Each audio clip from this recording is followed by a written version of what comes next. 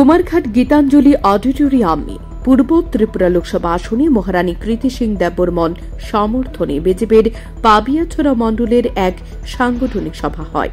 সভায় উপস্থিত ছিলেন পশ্চিম ত্রিপুরা লোকসভা আসনের প্রার্থী তথা এমপি বিপ্লব কুমার দেব।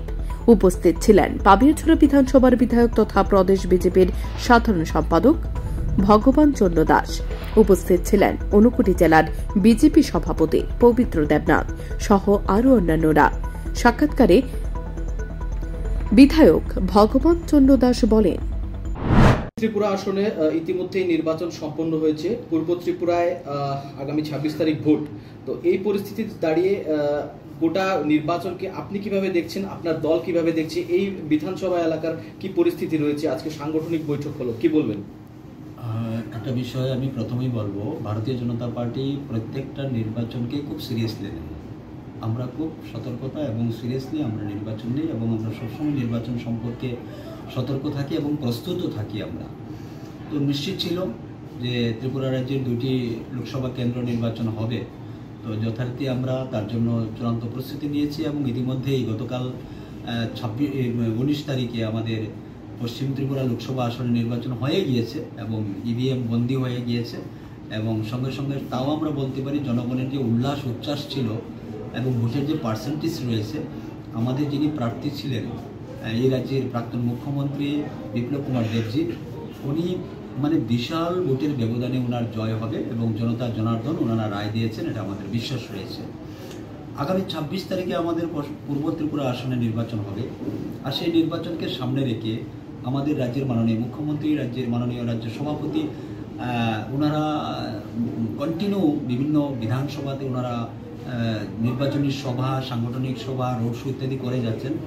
আজকে আমাদের যিনি পশ্চিম ত্রিপুরার প্রার্থী এবং আমাদের রাজ্যের প্রাক্তন মুখ্যমন্ত্রী, রাজ্যসভার সদস্য রয়েছেন শ্রী বিপ্লব কুমার দেব মহাশয়, উনি প্রথমে বাগবাসাতে একটি র্যালিতে উনি অংশগ্রহণ করেছেন এবং পরবর্তী সময় কৈলাসহর বাবুরবাজারে একটা র্যালিতে অংশগ্রহণ করেছেন এবং বাবুরবাজারের যে ওনার যে সভাটা ছিল, সত্যি সেটা আমাদের ত্রিপুরার জন্য একটা ঐতিহাসিক আমি মনে করব।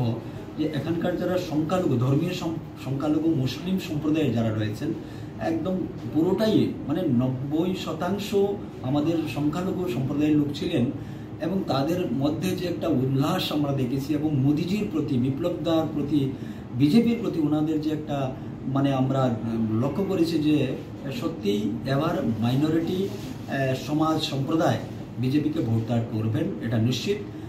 বিপ্লবদাকে পেয়ে ওনারা অত্যন্ত খুশি হয়েছেন এবং পরবর্তী সময় কুমারঘাটে একটা সাংগঠনিক সভা হয়েছে, যে সভাটা আমাদের এই বিধানসভার যত পৃষ্ঠা প্রমুখ রয়েছেন ওনারা এবং বুথ কমিটি, আমাদের নির্বাচিত প্রতিনিধি যারা রয়েছেন এবং অন্য মণ্ডল স্তরের নেতৃত্বগণ, প্রায় 1200 আমাদের এখানে কার্যকর্তা উপস্থিত ছিলেন। তাদের সঙ্গে উনি বিভিন্ন বিষয় নিয়ে কথা বলেছেন।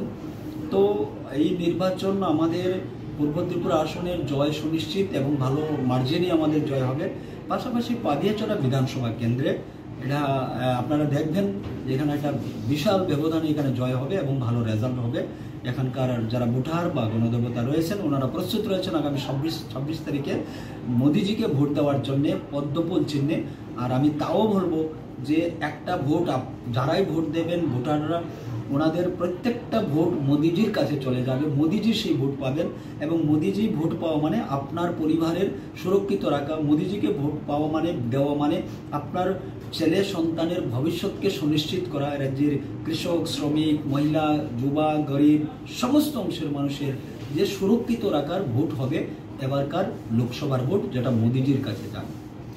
নির্বাচন শেষ হতেই বিরোধীরা অভিযোগ তুলছে পূর্ব ত্রিপুরা আসনে কিছু সন্ত্রাসের অভিযোগ ওরা তুলছে, যেটা নিয়ে গতকাল তারা সাংবাদিক সম্মেলনও করেছে। তো এই বিষয়টা কি বলবেন? বিষয়টাকে নিয়ে তাদের অভিযোগ, বিরোধীদের হাতে কোনো ইস্যু থাকতে হবে, তো এদের কাছে কোনো মুদ্রা নেই, কোনো ইস্যু নেই, তাই আমরা দেখেছি বরাবরের। Bureau report, news 365 day, Tripura.